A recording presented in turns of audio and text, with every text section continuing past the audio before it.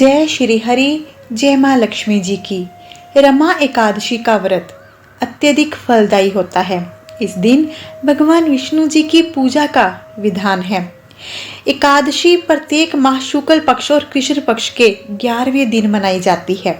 एकादशी का व्रत करने से सुख समृद्धि में वृद्धि होती है। रमा एकादशी का व्रत अत्यधिक पुण्य फलदायी है। इस व्रत को करने से भगवान विष्णु जी और माँ लक्ष्मी जी की कृपा से सौभाग्य की प्राप्ति होती है।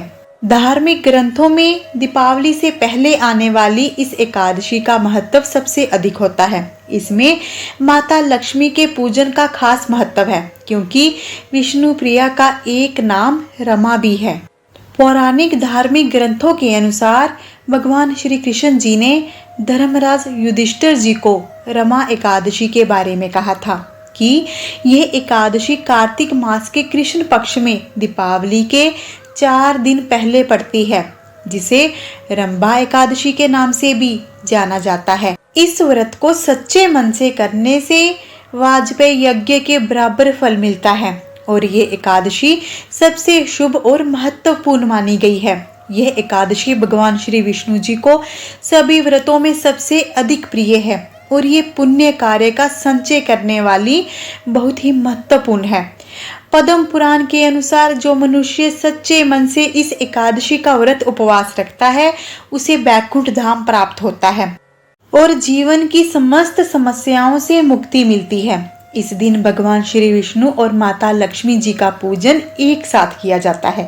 हिंदू धर्म में ये एकादशी इसलिए भी अधिक महत्वपूर्ण मानी गई है क्योंकि श्री हरि विष्णु की पत्नी देवी लक्ष्मी का नाम रमा भी है। अतः ये एकादशी विष्णु भगवान जी को अत्यधिक प्रिय है।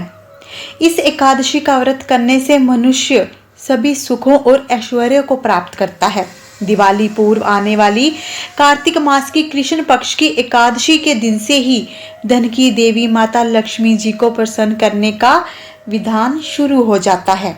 व्रत का संपूर्ण फल लेने के लिए व्रत कथा का पाठ करना अत्यधिक आवश्यक होता है। यदि आपने व्रत धारण नहीं भी किया, तब भी आप कथा का श्रवण करें, आपको कथा श्रवण का फल अवश्य मिलेगा। जय श्री हरि।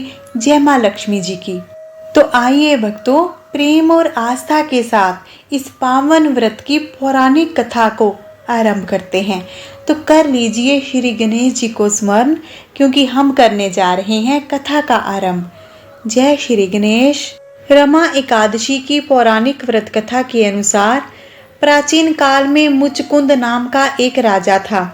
उसकी इंद्रदेव जी के साथ अच्छी मित्रता थी और साथ ही यम, कुबेर, वरुण और विभीषण भी उनके मित्र थे।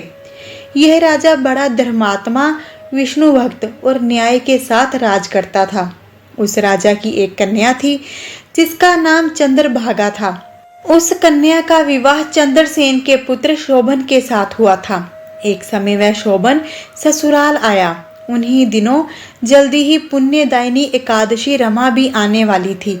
जब व्रत का दिन समीप आ गया तो चंद्रभागा के मन में सोच उत्पन्न हुई कि मेरे पति अत्यंत दुर्बल हैं और मेरे पिता की आज्ञा अति कठोर है। दशमी को राजा ने ढोल बजवाकर सारे राज्य में ये घोषणा करवा दी कि एकादशी को भोजन नहीं करना चाहिए। ढोल की घोषणा सुनते ही शोभन को अत्यंत चिंता हुई और अपनी पत्नी से कहा कि हे प्रिय, अब क्या करना चाहिए? मैं तो किसी प्रकार भी भूख सहन नहीं कर सकूंगा। ऐसा उपाय बताओ कि जिससे मेरे प्राण बच सकें, अन्यथा मेरे प्राण अवश्य ही चले जाएंगे। चंद्रभागा कहने लगी कि हे स्वामी, मेरे पिता के राज्य में एकादशी के दिन कोई भी भोजन नहीं करता। हाथी, घोड़ा, ऊंट, बिल्ली, गऊ आदि भी तृण, अन्न, जल आदि ग्रहण नहीं कर सकते। फिर मनुष्य का तो कहना ही क्या है। यदि आप भोजन करना चाहते हो तो किसी दूसरे स्थान पर चले जाइए, क्योंकि यदि आप यहीं रहे तो आपको अवश्य व्रत करना पड़ेगा। ऐसा सुनकर शोभन कहने लगा कि हे प्रिय, मैं अवश्य व्रत करूंगा। जो भाग्य में होगा वह देखा जाएगा। इस प्रकार से विचार कर शोभन ने व्रत रख लिया और वह भूख व प्यास से अत्यंत पीड़ित होने लगा। जब सूर्य नारायण अस्त हो गए और रात्रि को जागरण का समय आया जो वैष्णवों को अत्यंत हर्ष देने वाला था, परंतु शोभन के लिए अत्यंत दुखदायी हुआ। प्रातःकाल होते शोभन के प्राण निकल गए। तब राजा ने सुगंधित काष्ठ से उसका दाह संस्कार करवाया, परंतु चंद्रभागा ने अपने पिता की आज्ञा से अपने शरीर को दग्ध नहीं किया और शोभन की अंत्येष्टि क्रिया के बाद अपने पिता के घर में ही रहने लगी। रमा एकादशी के प्रभाव से शोभन को मंदराचल पर्वत पर धन धान्य से युक्त और शत्रुओं से रहित एक सुंदर देवपुर प्राप्त हुआ।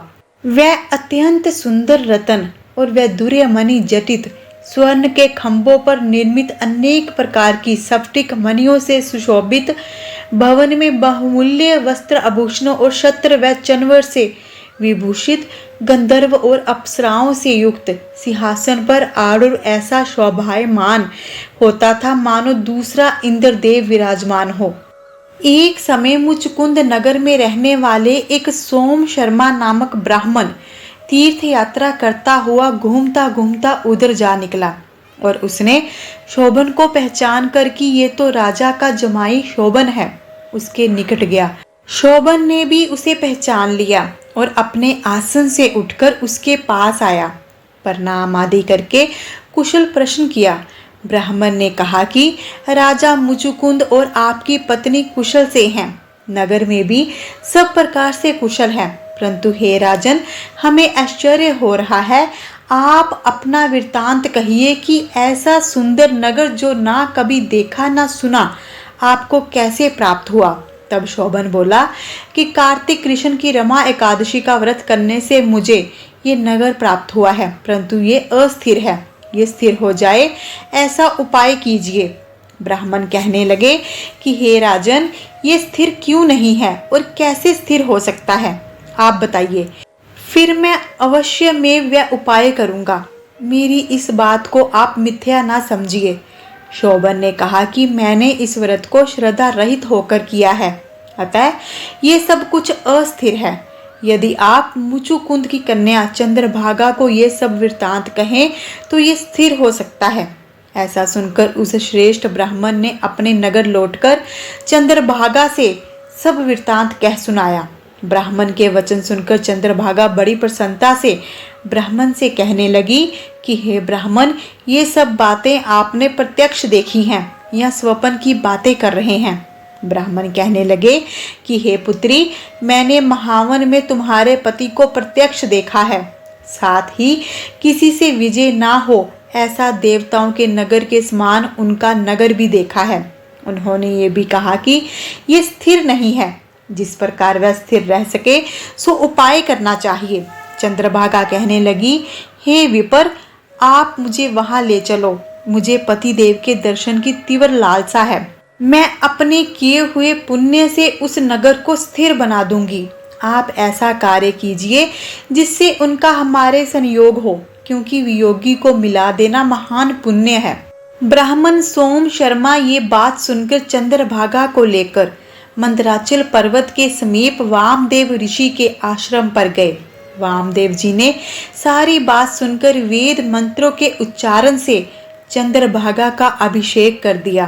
तब ऋषि के मंत्र के प्रभाव और एकादशी के व्रत से चंद्रभागा का शरीर दिव्य हो गया और वह दिव्य गति को प्राप्त हुई। इसके बाद बड़ी प्रसन्नता के साथ अपने पति के निकट गई। अपनी प्रिय पत्नी को आते देखकर शोभन अति प्रसन्न हुए और उसे बुलाकर अपनी बाईं तरफ बिठा लिया। चंद्रभागा कहने लगी कि हे प्राणनाथ, आप मेरे पुण्य को ग्रहण कीजिए। अपने पिता के घर जब मैं 8 वर्ष की थी तब से विधि पूर्वक एकादशी के व्रत को श्रद्धा पूर्वक करती आ रही हूँ। इस पुण्य के प्रताप से आपका ये नगर स्थिर हो जाएगा और समस्त कर्मों से युक्त होकर प्रलय के अंत तक रहेगा। इस प्रकार चंद्रभागा दिव्य आभूषण और वस्त्रों से सुसज्जित होकर अपने पति के साथ आनंद पूर्वक रहने लगी। इस तरह से जो मनुष्य पूरे मन से इस एकादशी का महात्म्य पढ़ता अथवा सुनता है, वो समस्त पापों से छूटकर विष्णु लोक को प्राप्त होता है। और जो लोग रमा या रंबा एकादशी का व्रत करते हैं, उनके इस व्रत के प्रभाव से ब्रह्म हत्या सहित समस्त पाप नष्ट हो जाते हैं और बैकुंठ धाम की प्राप्ति होती है। बोलिए जय श्री हरि, जय माँ लक्ष्मी जी की। रमा एकादशी व्रत की पौराणिक व्रत कथा, पावन व्रत कथा संपूर्ण हुई। इस कथा को कहने वाले पर, श्रवण करने वाले पर, हुंगारा भरने वाले पर श्री लक्ष्मी नारायण जी अपनी अपार कृपा करें। जय श्री हरि, जय माँ लक्ष्मी जी की। यदि आपको हमारी वीडियो अच्छी लगती हैं तो दिल से लाइक किया करें, अधिक से अधिक अवश्य शेयर किया करें। इससे हमें प्रेरणा मिलती है और आपको पुण्य मिलता है। चैनल को सब्सक्राइब कर लें, यही हमारी दक्षिणा है। बेल आइकॉन को अवश्य प्रेस कर लीजिएगा, जिससे आपको आने वाली वीडियोस की नोटिफिकेशन मिल सके।